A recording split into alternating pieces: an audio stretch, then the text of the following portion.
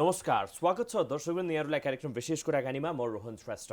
विशेष कुराकानीको आजको यस श्रृङ्खलामा मूलतः यो विशेष कुराकानीको यो समयमा हामीले मुलुकमा भइगरेका विविध मुद्दाहरूमा कुराकानी गर्ने प्रयासहरू गर्दै आएका छौँ, जमर्कोहरू गर्दै आएका छौँ। चाहे त्यो पोलिटिकल ट्रान्जिसनका कुराहरू होस् अथवा इकोनोमिक डेभलपमेन्टका कुराहरू होस्, यावत विषयमा मूलभूत रूपमा प्राइम इस्यु यति बेला मुलुकमा के छ यस विषयमा हामीले चाहिँ कुराकानी गर्ने प्रयासहरू गरिरहेका थियौँ। भने यही सिलसिलामा आज हामी उपत्यकामा भइरहेको अथवा चाहिँ उपत्यका चाहे त्यो खोकनाको केस होस् अथवा त्यस्तै गरेर चाहिँ पशुपतिनाथको पछिल्लो विवादहरू नै किन नहोस्, सडक विस्तारका कुराहरू किन नहोस्, के साँच्चै नै उपत्यका सभ्यतामाथि धावा बोल्न खोजिरहेको हो अथवा चाहिँ बुझाइमा केही गलत हो अथवा सीमितता चाहिँ देखिएको, यसै विषयमा आज हामी कुराकानी गर्न गइरहेका छौँ। त्यसको लागि आज हाम्रो स्टुडियोमा उपत्यका व्यापी सडक विस्तार पीडित सङ्घर्ष समितिका केन्द्रीय अध्यक्ष त्यस्तै गरेर उपत्यका सरकार मञ्चका अध्यक्ष सुमन सायमी आज हामीसँग हुनुहुन्छ। स्वागत छ यहाँलाई। नमस्ते। आखिर यो के हो, मैले त्यहीँबाट सुरु गरेँ। चाहे त्यो खोकनाको केसलाई ब्याकड्रपमा राखेर हेर्ने अथवा चाहिँ पछिल्लो समयमा पशुपतिनाथभित्रको चाहिँ विवाद, होइन, जस्तो किसिमले चाहिँ विवादहरू अगाडि आइरहेको छ, यो साँच्चै नै उपत्यकाको चाहिँ सभ्यतामाथि प्रहार गर्न खोजिएको हो? वास्तविक भन्दाखेरि साँच्चै भन्ने हो भने एउटा विकासको नाम लिएर विनाश गर्ने खोजेकै हो। यो सडक विस्तारबाट जुन सुरु भयो, रोड वाइडनिङ गरेकोलाई विस्तार भनेर लगाइदिएछ। विस्तार भनेर लम्बाइ विस्तार हुने बेला पर्नेमा चाहिँ वाइडनिङ बढाएर चाहिँ जुन यहाँका मूलवासी नेवा आदिवासीहरूको 90% घरहरू चाहिँ सडक छेउमा थियो। त्यो सुरुमा लाइलिङ पार गर्दाखेरि साँच्चै विस्तार गरेर विकास गर्न लाग्यो भन्ने जुन किसिमको जनमानसमा भ्रम फैलिएको थियो, त्यसपछि चारैतिर आक्रमण हुँदाखेरि जुन कोर सिटीहरूमा चाहिँ सडक विस्तार सुरु भएपछि यहाँका रैठाने मूलवासी नेवा आदिवासीमा चाहिँ आक्रमण भएको देखेर चाहिँ यो चाहिँ विनाश हो भनेर किन आवाज उठायो भनेपछि त्यो मूलवासीहरू देशको पहिचानसँग जोडेको हुन्छ। एउटा सभ्यता हो, संसारले हेर्ने यही हो। त्यही सभ्यता मासेर चाहिँ विकासको जुन परिभाषा दिएछ गलत हो भनेर सरकारलाई बुझाउन खोज्दैछ। हामी कुन रूपमा के को आधारमा चाहिँ यो विनाशै हो भनेर बुझ्ने? अब सडक विस्तार कसरी आयो एउटा, या खोकनामा जुन किसिमको फास्ट ट्र्याकको कसरी आयो, जुन सरकारले प्रक्रिया पुर्याउनु पर्ने कुराहरू त्यो प्रक्रिया नपुर्याइकन कानुन, संविधान र अन्तर्राष्ट्रिय कानुन सब मिचेर आउँदाखेरि यो क्लियरली देखिरहेछ कि यहाँका मूलवासीहरूलाई विस्थापन गरेर चाहिँ जुन किसिमको हामी अमेरिका जाँदाखेरि कस्तो पैसै कमाउने र घर बनाउने जुन इन्टेन्सनले आउँछ, अहिले जुन आप्रवासी लिडरहरू जुन उपत्यकामा छिरेको छ उहाँहरूको सोच पनि एउटा चाहिँ कमाउने हिसाब किताबले एउटा पैसा कमाउने र घर बनाउने र अनि यो जुन लिडरसिपमा हुनुपर्ने सेवाभावहरू नदेखेको र व्यापारिक भएको हुनाले चाहिँ यो उपत्यका डिस्ट्रोय भएको अवस्था देखेछ। या जुनसुकै फिल्डमा हेर्नुहोस्, संस्कृति, धर्म, संस्कृति सब मासेर, सभ्यताहरू मासेर जुन सडक विस्तारमा पनि एकदमै मैले यही कुरामा चाहिँ अलिकति प्रवेश गर्न चाहेँ। पछिल्लो समय पशुपतिनाथको विवाद, होइन, पशुपतिनाथमा पनि भइरहेको मूलवासीहरूलाई चाहिँ त्यहाँबाट चाहिँ लखेट्न खोजियो, पशुपति गुरु योजना अन्तर्गत भनेर भनियो, संस्कृति मास्न खोजियो, त्यहाँको चाहिँ चाल चलन रीतिथितिलाई चाहिँ हटाउन खोजियो भन्ने एउटा बुझाइ। अनि त्यस्तै गरेर खोकनाको कुरा गर्नुपर्दाखेरि फास्ट ट्र्याकको कारणले गर्दाखेरि त्यहाँको सिकाली जात्रा र कृषि प्रधान त्यो समाजमा चाहिँ कृषिमा नै हान्न खोज्यो भन्ने किसिमको चाहिँ एउटा बुझाइ, होइन।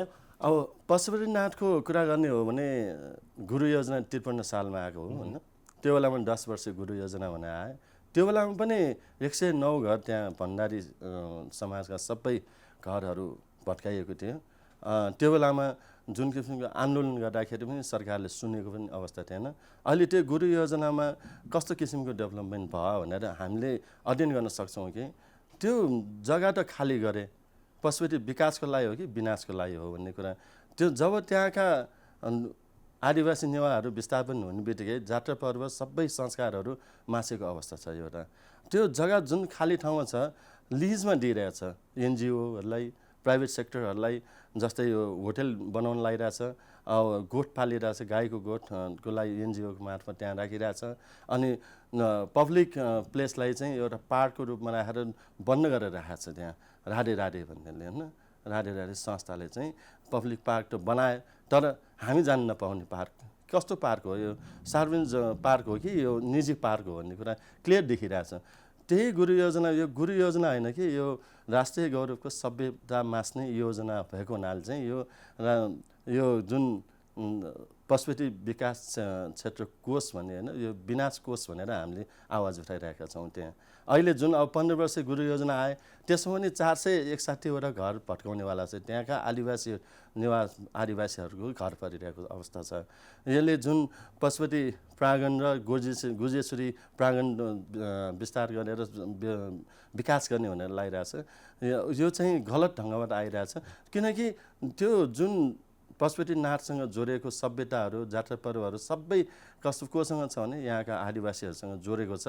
त्यो जोडेको आदिवासीहरूलाई चाहिँ उदाहरणको लागि किनभने अहिलेको हाम्रो बुझाइ चाहिँ कस्तो रहेको छ भने त्यो गुम्सिएको पशुपतिनाथलाई अलिकति फराकिलो बनाउन चाहिँ खोजिएको छ भन्ने किसिमको चाहिँ माइन्डसेट सरकारको चाहिँ रहेको छ हैन। भनेपछि यो जात्रा पर्वसँग चाहिँ त्यहाँका हुन त हो, अब सरसर्ती हेर्ने हो भनेदेखि त्यहाँको चाहिँ राजभण्डारीदेखि लिएर राजोपाध्यायदेखि लिएर हरेक जात जाति साक्यहरू हरेक त्यहाँ चाहिँ रहेका छैन। यो अलिकति बुझाउन कुन रूपमा कसरी चाहिँ यो पशुपतिनाथसँग चाहिँ जोडिन्छ। अब यो जुन अब गुरु योजनामा हेर्दाखेरि एउटा व्यापारीकरण देखिरहेछ हैन। जुन हाम्रो ऐतिहासिक थलो हो हैन, जुन राष्ट्रिय गौरवको सभ्यताहरू छ त्यहाँ, त्यो सभ्यतालाई पैसामा तौलिन मिल्दैन भन्ने हाम्रो मान्यता हो हैन। अब कमाउने नै हो भने व्यापारी गर्ने भने खुला ठाउँमा गएर अर्को बनाउनुहोस्। अब यो जुन पराकालदेखि यो चल्दै आएको जात्रा पर्व संस्कृति सभ्यताहरू सबै मासेर चाहिँ जुन नेपालको पहिचानसँग जोडेको छ, नेपालको पहिचानै त्यो पैसा कमाउने नाममा चाहिँ जुन किसिमको भइरहेको छ। अहिले चाहिँ रैथाने नेवारहरूले के पनि गर्यो भन्दाखेरि आफू बसिरहेको थात थलो छोडेर चाहिँ त्यो घरै बेचेर चाहिँ गइसकेपछि पनि त्यो जात्रा पर्व त लोप भएको अवस्था रहेको छ। त्यो जात्रा पर्व त अहिले मात्रै लोप भएको त होइन, विगतदेखि नै हो। त्यसलाई प्रिजर्भ गरेर चाहिँ हामी अगाडि बढ्नुपर्छ। त्यसमा नेवार समुदाय अथवा उपत्यका सभ्यता जे नाम दियो होइन, सबैजना एक हुनुपर्ने बेलामा चाहिँ अहिलेको यो फ्र्याक्सन किन त हैन। जुन त्यहाँको नेवारहरूले घर त फ्र्याक्सन त अब सरकारको नीतिले नै फ्र्याक्सन आएको छ हैन। जुन अब जातिहरू छुटाइदिएको है, अब पृथ्वीनारायण शाहको पालामा भएको हो यो कुराहरू होइन।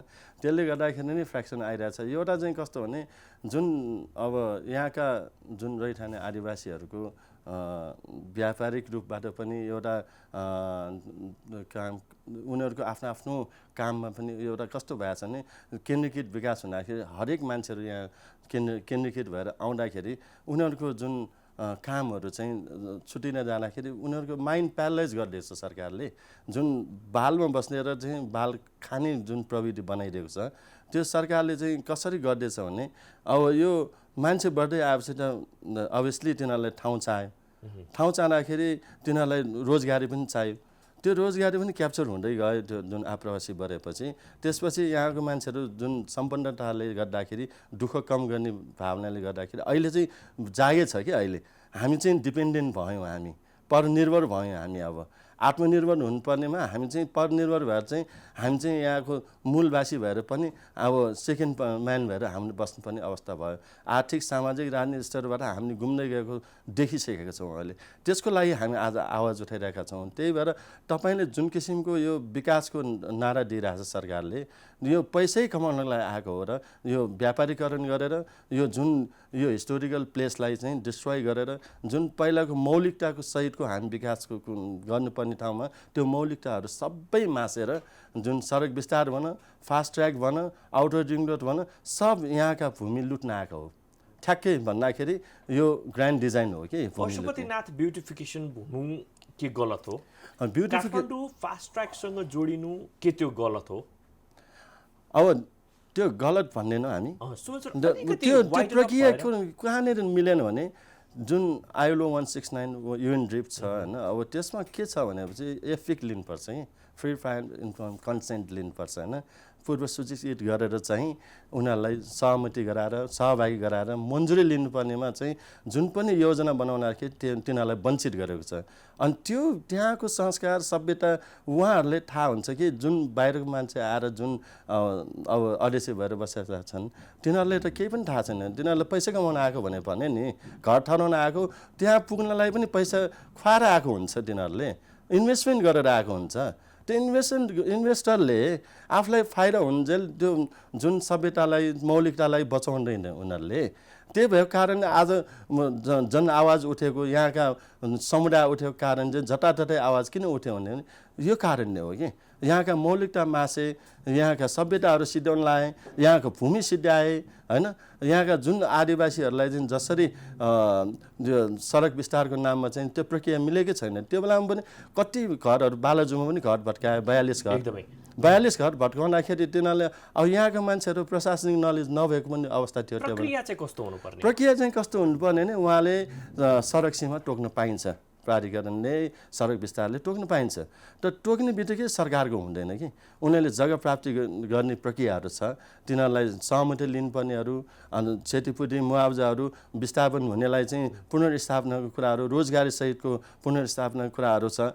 त्यो केही प्रक्रिया नपुर्याइदिनु माथिको आदेश भनेर जसरी आउँछ, बिना आधार बिना प्रमाण केही पनि पत्राचार नभइकन चाहिँ जुन किसिमको थ्रेट गरेर, जुन किसिमको मनोबल गिराएर डोजरलाई आतङ्क मचाउँदाखेरि त यहाँको यस्तो भयभीत भइरहेको बेलामा चाहिँ हामीले मुद्दा राखेर जित्दाखेरि पनि अहिले पनि मुद्दाको फैसला कार्यान्वयन गर्ने पक्षमा छैन सरकार। यो भनेको के हो त भने चाहिँ कानुन छ नि, जनतालाई संविधानले दिएको अधिकार छ, सम्पत्तिको हक छ, आवासको हक छ। अहिले आएर जुन सुकुम्बासीलाई अहिले जुन किसिमको 10 वर्ष बस्यो भने चाहिँ तिनीहरूलाई 6 आना जग्गा दिन लाग्छ भनेपछि हामी त्यो लालपूजा आउनुभन्दा अगाडि बसेका सोबासीलाई पनि त्यहाँ भट्काएर, लालपूजा नभएकाहरू भनेर ड्याङ भट्काएर त्यहाँबाट विस्थापन गरेर अहिले जुन कुनै बालमा बसेका छन्, कुनै वृद्धाश्रममा पुगेका छन्। तर कन्सेन्ट त लिएको छ भनेर भनिन्छ नि सरकारले। मुआवजा दिनुपर्ने ठाउँमा मुआवजा दिएको छ। अब अलिकति खोकना यसमा चाहिँ जोडे नि, खोकनाको फास्ट ट्र्याकको कुरा गर्दाखेरि पनि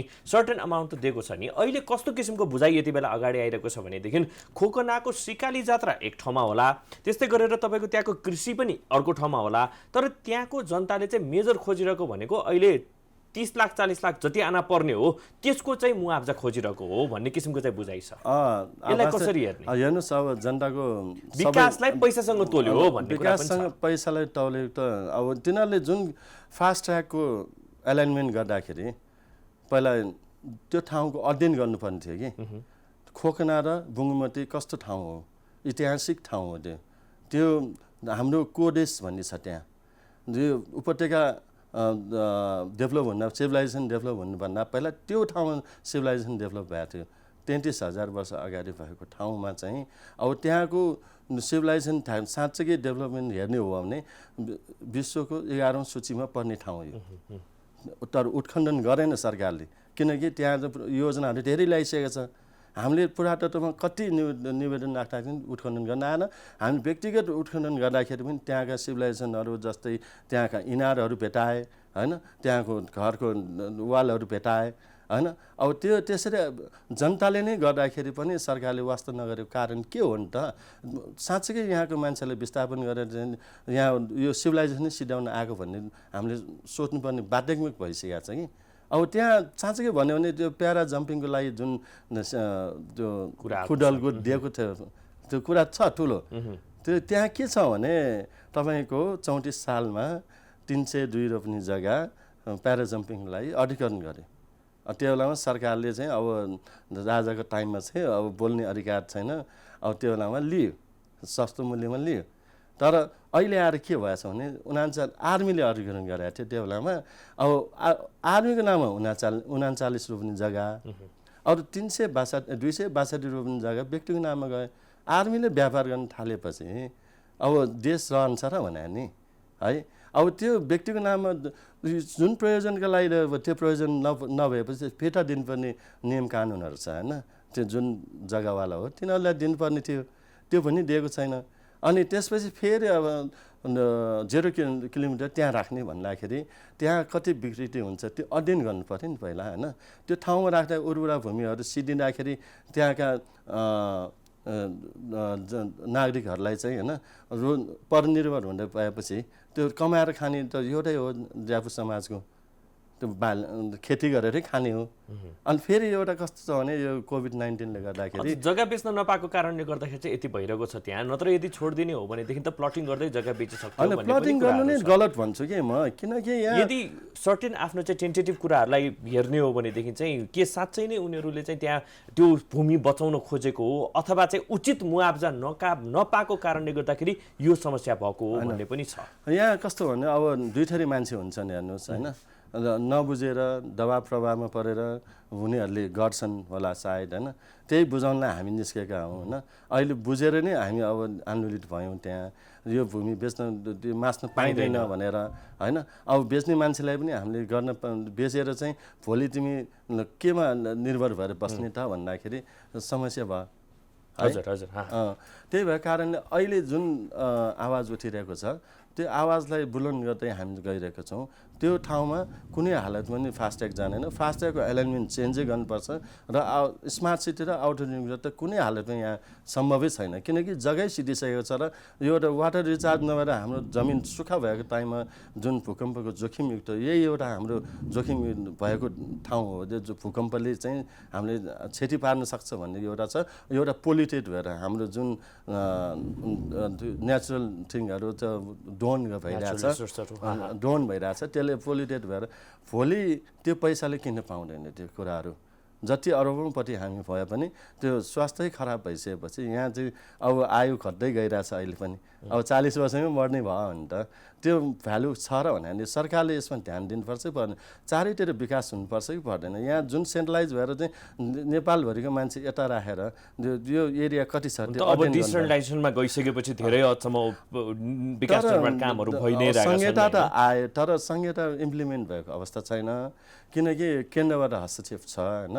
अब स्थानीय सरकार आए, प्रदेश सरकार आए, तर अहिले पनि जुन जुन प्रदेशको मान्छे हो त्यहाँ त्यो ठाउँमा गएर काम गर्न जानुपर्ने मान्छेहरू अहिले यहाँ किन केन्द्रीकृत भयो भन्ने प्रश्न छ कि यसमा पनि, किनकि यो ठाउँ त्यो त बिस्तारै समय लाग्छ त्यसको लागि त होइन। तर के भनेदेखि त्यो मानेमा त्यसको नाममा चाहिँ बाहिरबाट मान्छे किन यहाँ बस्न आयो अथवा चाहिँ यो बाटो हामीलाई किन चाहियो, यहाँ त चाहिँदैन, आउटर रिङ रोडै चाहिँदैन भनेर भन्नु पनि अलि एक्सट्रिमिस्ट पर्सेप्सन हुन्छ कि। मैले त्यो चाहिँदैन भनिरहेको छैन कि, त्यो बनाउनु पर्छ तर अध्ययन हुनु पर्यो, उपत्यकाको विकल्पै हेर्नुपर्छ पहिला।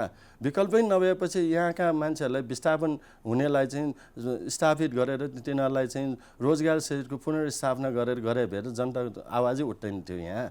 अब यहाँ जग्गै नभएको ठाउँमा चाहिँ outer ring road smart city राखेर तपाईँले सम्भव नभएको कुराहरू सरकारले जुन योजना बनाएको छ त्यो योजना ग्रान्ड डिजाइन हो भन्ने हाम्रो मनमा लागिसकेको छ कि यो, किनकि यहाँका मूलवासीहरू विस्थापन भइसकेपछि तिनीहरू स्थापित हुने भयो, हामी चाहिँ देश विदेश भाग्नुपर्ने। अब अहिलेको बेलामा मूलवासी हो अथवा चाहिँ यो चाहिँ पछि आएको हो भनेर माइग्रेटेड हो भनेर भन्न सक्ने ठाउँहरू रहन्छ अहिलेको यो। किनभने विश्वमै हेर्ने हो भने पनि अब त ग्लोबलाइजेसन हो, अब त यो चाहिँ दुई देशबिच पनि तारबार भन्ने कुरा चाहिँ हुनुहुन्न भन्ने कन्सेप्ट हो।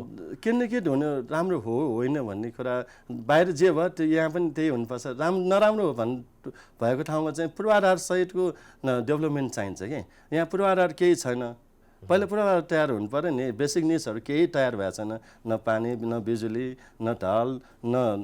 अब साँच्चै भन्यो भने विकासको परिभाषा सरकारले के दिइरहेछ, खोलालाई ढल बनाएर परिभाषा दिइरहेछ, विकास भनेर लगाइरहेछ, त्यो विकासको परिभाषा मिल्दैन हाम्रो थ्योरीमा होइन। त्यही भएको कारणले चाहिँ सरकारले चाहिँ अब उपत्यकामा चाहिँ ठान्ने किसिमको जनघनत्व गर्नुपर्छ। अब जुन डिसेन्ट्रलाइज डेभलप गर्नुपर्छ। तपाईँले त्यो फास्ट ट्र्याक ल्याएर चाहिँ जुन कोर सिटीभित्र हिस्टोरिकल प्लेसभित्र चाहिँ ल्याउनु हुँदैन, त्यसलाई डुको छाप लैजानुपर्छ कि त्योभन्दा धेरै तल लैजानुपर्छ कि होइन, 10-15-20 किलोमिटर तल। अब outer ring road fast track होइन, त्यो पनि 50औं किलोमिटर तल लान सकिन्छ होइन। अब त्यो भयो भने मात्रै यहाँ डेभलपमेन्ट हुन्छ, नत्र यो उपत्यका भनेको सिङ्गो नेपालै हो, पहिला त नेपालै भन्थ्यो यसलाई होइन। एकदमै। अब यही नेपालबाट नेपाल बनेको भनेर छ होइन, हिस्ट्री छ। हाम्रो सभ्यता हाम्रो लिपिबाटै सभ्यताको मूलै हो युएनमा हाम्रो लिपि नै गएर चाहिँ नेपाल यो एउटा स्वतन्त्र राष्ट्र हुन यतिसम्म पाएको। कि तपाईँको चाहिँ राणा प्रधानमन्त्री चाहिँ के भन्छ युके जाँदाखेरि तिमीहरूको देशको चाहिँ राष्ट्रिय गान कुन हो भन्दाखेरि राजामती कुमती भनेर आएर चाहिँ अनि यहाँ सेतुरामले चाहिँ गीत गाएका थिए रे भनेर पनि भन्ने किंवदन्ती त्यो कुराहरू छ, कथा छ। त्यस्तो सिभिलाइजेसन अब डिस्ट्रोय हुँदाखेरि हामी चुप्लाएर बस्ने त मिलेन नि। यो सिभिलाइजेसन भन्नु हरेक नागरिकको दायित्व हो कि, नेपालको पहिचानै गुम्ने अवस्थामा। यसरी नि यो चाहिँ एकदमै प्रिजुडिस माइन्डबाट हामीले सोचिरहँदाखेरि नि होइन, यो चाहिँ नेवा सभ्यता हामीले बचाउनुपर्छ, नेवा सभ्यता हाम्रो उपत्यका सभ्यता बचाउनुपर्छ।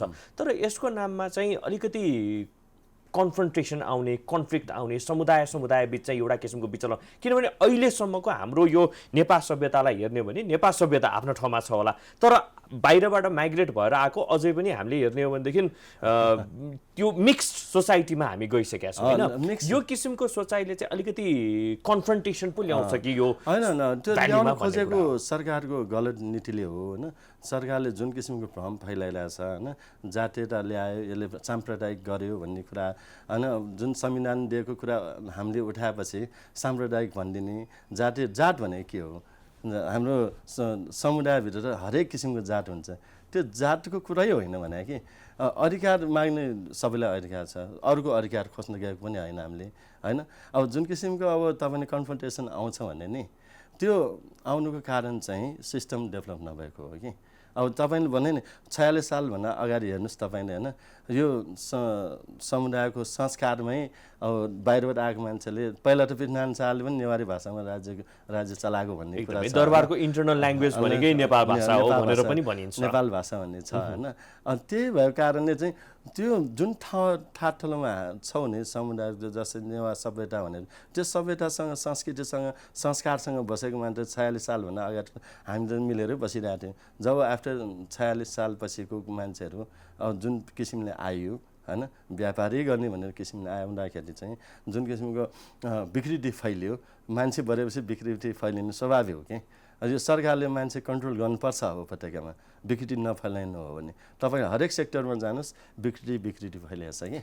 त्यसमा चाहिँ तपाईँको यो जात विशेषको नाम नलिउँ होइन, कुनै एउटा कङ्क्रिट जातको बाहुल्यता भएकै कारणले गर्दाखेरि अथवा चाहिँ त्यो जातीय सोचकै कारणले गर्दाखेरि आज यो समय आएको हो त 2046 सालपछि?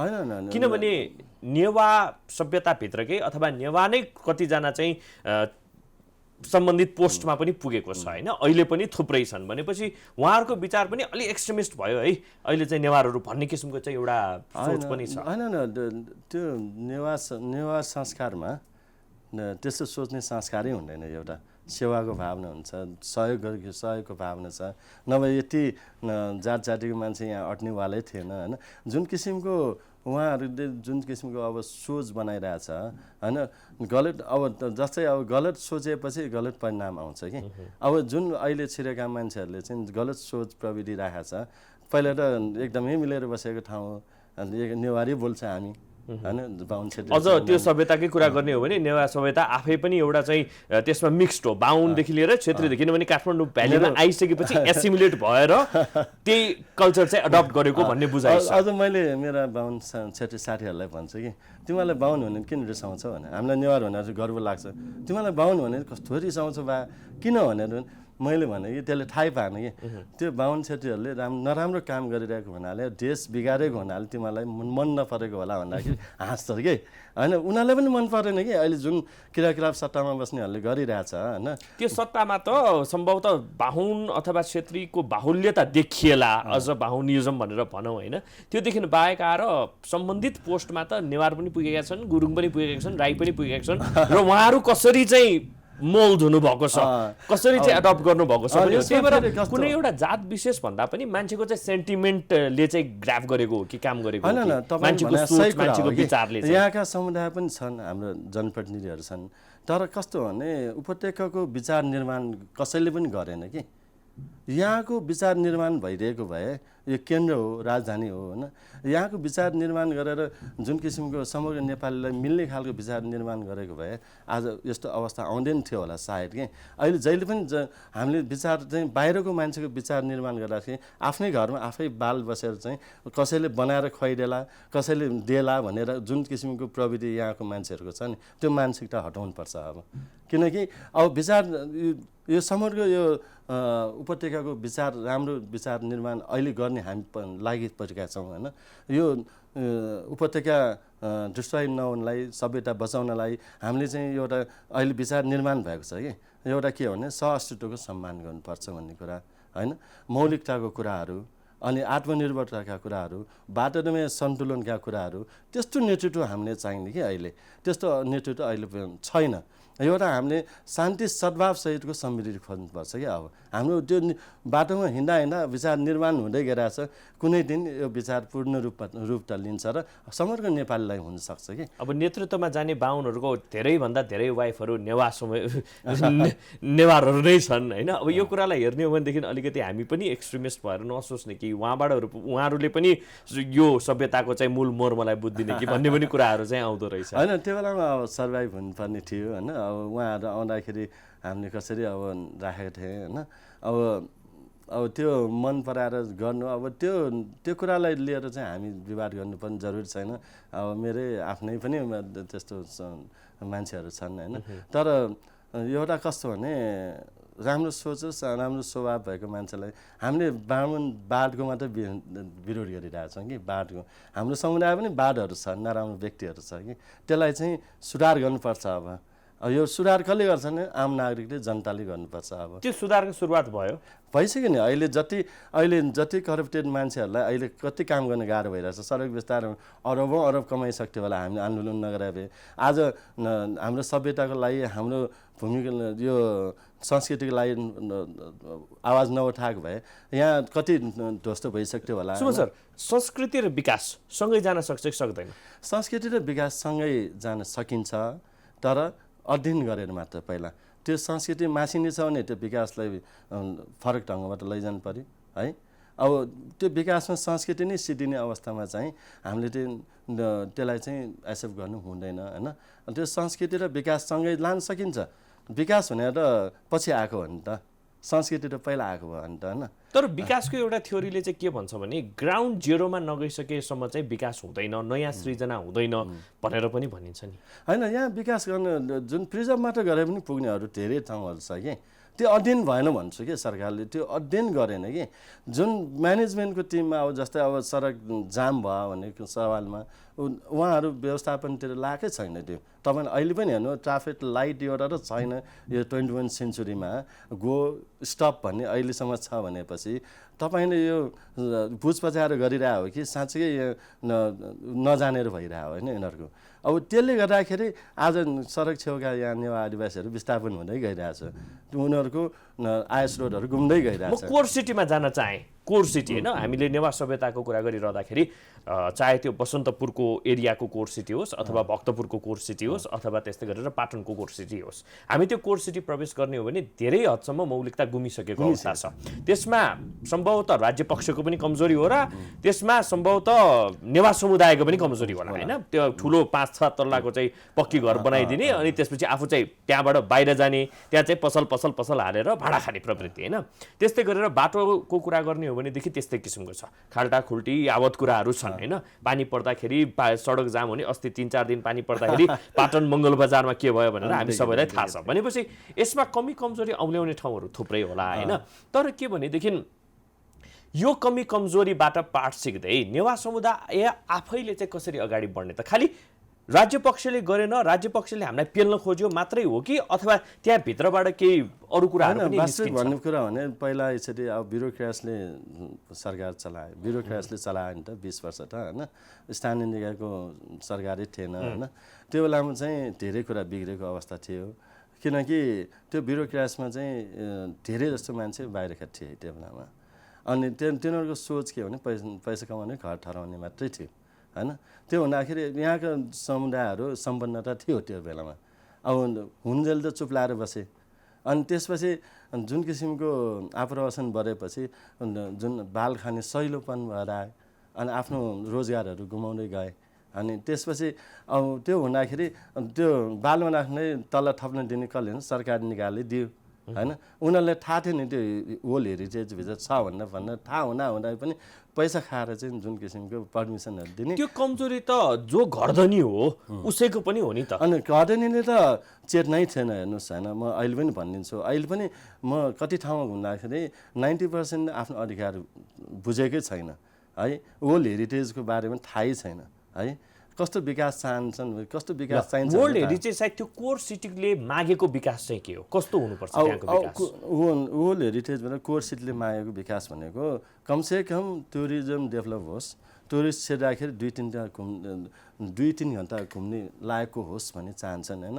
तर जुन सरकारले नीति बनाइरहेछ होइन अब फेसहरू चेन्ज गर्नुपर्ने अवस्था छ होइन तर बाटै नपुग्नु पनि त गलत होला नि त। अब यदि भूकम्पकै कुरा गर्ने हो भने आगलागीकै कुरा गर्ने हो भनेदेखि हाम्रो भित्र कोर सिटीको बाटोहरू बाहिर त सानो छ नै होइन भित्र कोर सिटीको कुरा गर्ने भने अझै सानो छ भनेपछि त्यसलाई मिनिमाइज कसरी गर्ने यस्ता कुरालाई कसरी तपाईँले दमकलको कुरा गर्नुभयो होइन अब इमर्जेन्सीको लागि कुरा गर्नुभयो तपाईँले त्यो टाइममा पनि थियो होइन त्यो टाइममा म्यानेजै भइरहेको थियो त्यो बेलामा स्मार्ट सिटीको रूपमा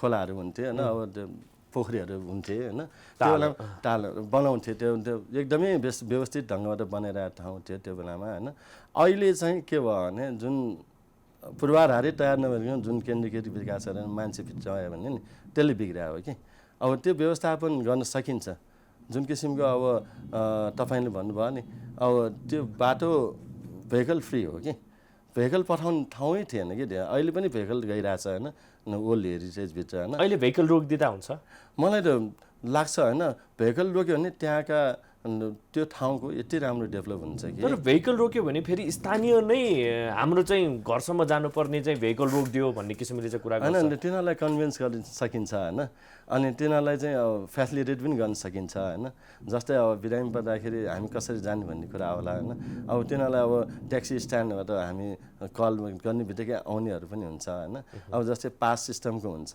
तिनीहरूलाई अब भित्र गाडी नै राख्नुपर्ने छ भने तिनीहरूको मात्र भित्र छिराइदियो भने त्यो भेहिकल त धेरै हुँदैन अन्त सिस्टम छ तर सिस्टम डेभलप गर्न चाहिरहेको अवस्था छैन कि अब तपाईँले भने जस्तै हेरिटेज सिटीहरू प्रिजर्भ गर्ने कुराहरूमा अब हाई रेन्जको अब जस्तै अब किनभने काठमाडौँमा लगभग धेरैभन्दा धेरै चाहिँ हेरिटेज सिटी नै छ चाहे हामी चाहिँ कोर सिटीको कुरा गरौँ अथवा आउटस्कर्टकै कुरा किन नगरौँ सिकाली जात्रा हुने त्यो खोकना बुङमती आफै पनि एउटा चाहिँ हेरिटेज सिटी हो होइन जुन चाहिँ अब डेभलप गर्नुपर्ने प्रोसेसमा छ मात्रै कुरा यति हो कि संस्कृति र विकासलाई प्यारलल लानु पर्यो सस्टेनेबल डेभलपमेन्टको कन्सेप्टबाट चाहिँ हामी जानु पर्यो भन्ने कुराहरू होइन त्यसको लागि अब सरकारले गर्नुपर्ने किनभने धेरै कुराहरू त धेरै अगाडि बढी नै सकेका छन् गर्नुपर्ने कुराहरू चाहिँ के छ होइन सरकारले गर्नुपर्ने कुराहरू थुप्रो छन् किनकि एक त इन्डिपेन्डेन्ट भएर जुन जसरी बसिरहेछ विदेशीको चलखेलमा चलिरहेछ सत्ता नै परिवर्तन गर्ने विदेशीहरू भइसकेपछि तिनीहरूले जुन किसिमको अब सत्ताको लागि मात्र सोच्ने भइसकेपछि यहाँ डेभलपमेन्टको बारेमा सोचेकै छैन राम्रोसँग अब विदेशी लगानी आगे 3% कमिसन आउने कुरामा ध्यान दिइरहेछ अब उहाँहरूले चाहिँ यहाँको लागि सोच्नु पर्यो आत्मनिर्भर भएपछि कसैले हेप्न सक्दैन भन्ने कुरा सोच्नु पर्यो यहाँ त आत्मनिर्भरको बाटै छैन प्रोडक्टिभिटीको कुरै छैन सरकारले चाहिँ सोच्नुपर्ने के भने अब आफ्नो देशको लागि आफूले सोच्नुपर्ने बाध्यतात्मक छ खालि व्यक्तिवादी भएर मात्र हुँदैन अहिले जति पनि छन् व्यक्तिवादीहरू भयो कि लिडरहरू देशको लागि जनताको लागि भन्ने कुरा चाहिँ पटक्कै सोचेको छैन अहिले कोभिड-19 को कुरा गरौँ न बोर्डर खुला राखिदिने अनि सङ्क्रमण बढ्यो भने चाहिँ लकडाउन गर्दाखेरि आर्थिक कति समस्या भइसकेको छ मान्छे भोकले कति मरिसक्यो कति डिप्रेसनले मरिरहेको छ हजारौँ मान्छे मरिसकेको छन् हेर्नुहोस् है त्यसमा ध्यानै छैन कि सरकारले गर्नुपर्ने दायित्वै पुरा गरेको छैन भन्छु अब चाहिँ होइन यो एक्सट्रिमिस्ट पोइन्ट अफ भ्यूबाट पनि हामी चाहिँ नजाउँ होइन दुईटै कुरालाई सबै कुरालाई चाहिँ म्यानेज गर्दै हामी कसरी चाहिँ अगाडि बढ्नुपर्छ भन्ने पनि प्रमुख चुनौती अब तपाईँहरूको भूमिका चाहिँ के रहन्छ